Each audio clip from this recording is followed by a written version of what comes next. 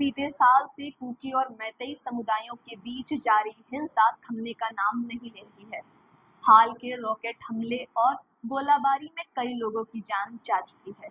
राज्य में लंबे समय से चल रहे जातीय तनाव ने हालात और बिगाड़ दिए हैं, जिससे आम जनता का जीवन बुरी तरह से प्रभावित हो रहा है।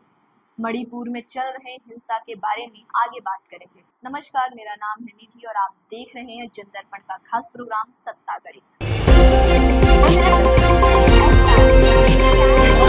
आप देख रहे हैं जनदर्पण, सत्ता का खेल, गणित की नजर, सत्ता गणित। मणिपुर में बीते साल से जारी हिंसा और तनाव आज भी थमने का नाम नहीं ले रहा है। कुकी और मैतेई समुदायों के बीच यह संघर्ष लगातार गहराता जा रहा है और हाल ही की घटनाओं ने इस हिंसा को और बढ़ा दिया है। हाल ही में उग्रवादियों द्वारा रॉकेट हमले और गोलाबारी की घटनाओं में कम से कम 5 लोगों की मौत हो गई, जिनमें दोनों समुदायों के लोग शामिल हैं।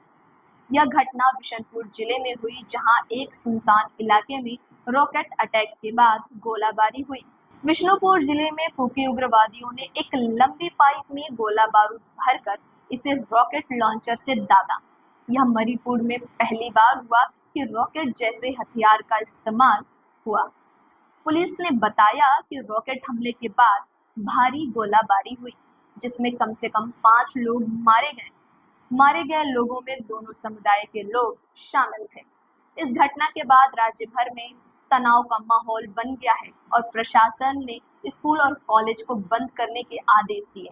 साथ ही सुरक्षा बलों की तैनाती बढ़ गई। कुकी और मैतेई समुदायों के बीच चल रहे संघर्ष की बात करें तो आपको बता दें कि मणिपुर में कुकी और मैतेई समुदायों के बीच लंबे समय से जमीन, राजनीतिक अधिकारों और सामाजिक संरचनाओं को लेकर मतभेद चल रहे हैं। कुकी समुदाय पहाड़ी इलाकों में रहते हैं, जबकि मैतेई समुदाय घाटियों में बसा हुआ है। दोनों समुदायों के बीच संसाधनों और अधिकारों को लेकर समय समय पर टकराव होते रहते हैं, लेकिन पिछले साल से यह टकराव हिंसक के रूप में सामने आया है। कुकी समुदाय का मानना है कि राज्य सरकार, खासकर मुख्यमंत्री वीरेंद्र सिंह, मैतेई समुदाय का समर्थन कर रहे हैं और उनके हितों की अनदेखी कर रहे हैं।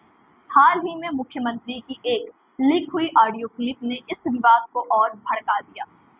इस क्लिप में मुख्यमंत्री को कथित तौर पर जातीय संघर्ष में संलिप्त बताया गया है। इस क्लिप के सामने आने के बाद कुकी संगठनों ने विरोध प्रदर्शन शुरू कर दिए, जिससे हिंसा और बढ़ गई। हालांकि मणिपुर सरकार ने इस क्लिप को फर्जी करार दिया है और इसे राज्य में शांति प्रक्रिया को बाधित करने का प्रयास भी बताया है। बावजूद इसके दोनों समुदायों के बीच अविश्वास गहराता जा रहा है और इसका सीधा असर असम राज्य की शांति और स्थिरता पर पड़ रहा है।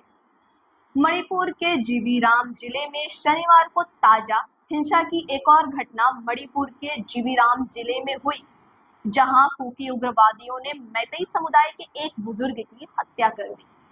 इस घटना के बाद दोनों समुदायों के बीच फिर से हिंसा भड़क उठी और इलाके में गोलाबारी शुरू हो गई। सुरक्षा बलों ने स्थिति को नियंत्रण करने के लिए इलाके में अतिरिक्त टुकड़ियों को तैनात किया। जीबीराम में इस घटना के बाद पूरे राज्य में तनाव और बढ़ गया। सुरक्षा व्यवस्था कड़ी कर दी गई। इसके बावजूद हिंसा रुकने का नाम नहीं ले रही है। मणिपुर सरकार और केंद्रीय सरकार इस हिंसा को रोकने के लिए लगातार प्रयास कर रही है। मुख्यमंत्री वीरेंद्र सिंह ने हाल ही में राज्य की स्थिति पर चर्चा करने के लिए कैबिनेट की बैठक बुलाई, जिसमें हिंसा को रोकने के उपायों पर विचार किया गया। इसके अलावा सुरक्षा बलों को तैनात कर स्थिति को नियंत्रण में रखने की कोशिश की जा रही है। हालांकि शांति स्थापित करना इतना आसान नहीं है, क्योंकि कुकी और मैतेई समुदायों के बीच अविश्वास की खाई काफी गहरी है। दोनों समुदाय अपने अपने अधिकारों की रक्षा के लिए संघर्षरत हैं और इसका समाधान निकालना सरकार के लिए एक बड़ी चुनौती बनी हुई है। आपको बता दें कि इस संघर्षक उग्रवादियों द्वारा अत्याधुनिक हथियारों का इस्तेमाल भी एक बड़ा मुद्दा बन गया है।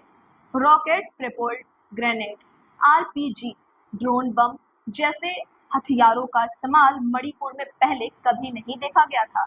पुलिस का मानना है कि उग्रवादियों को इन हथियारों का इस्तेमाल करने की विशेष ट्रेनिंग मिली है और यह स्थिति को और खतरनाक बना रही है।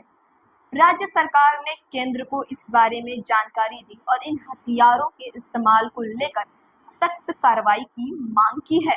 मणिपुर में जारी हिंसा का सीधा असर असम राज्य की आम जनता पर पड़ रहा है। लोग भय और असुरक्षा के माहौल में जीने को मजबूर हैं। स्कूल और कॉलेज बंद हैं, व्यापारिक गतिविधियां ठप हैं और लोग अपने घरों से बाहर निकलने से डर रहे हैं।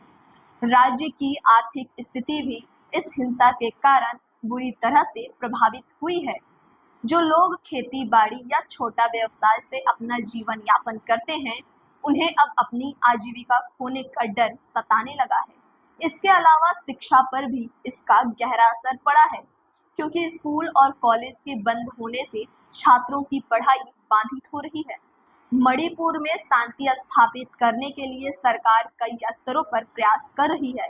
सुरक्षा बलों की तैनाती, कर्फ्यू, इंटरनेट सेवाओं पर प्रतिबंध जैसे कदम उठाए गए हैं। साथ ही सरकार समुदायों के बीच संवाद स्थापित करने की भी कोशिश कर रही है, ताकि अविश्वास की खाई को पाटा जा सके। हालांकि यह एक लंबी और कठिन प्रक्रिया है। समुदायों के बीच फैला अविश्वास और गहरे मतभेद सरकार के सामने एक बड़ी चुनौती है। शांति तभी स्थापित हो सकती है जब दोनों पक्ष आपसी में संवाद और साझेदारी से इस मुद्दे का समाधान निकालें। मणिपुर में जारी हिंसा ने राज्य को अशांत कर रखा है।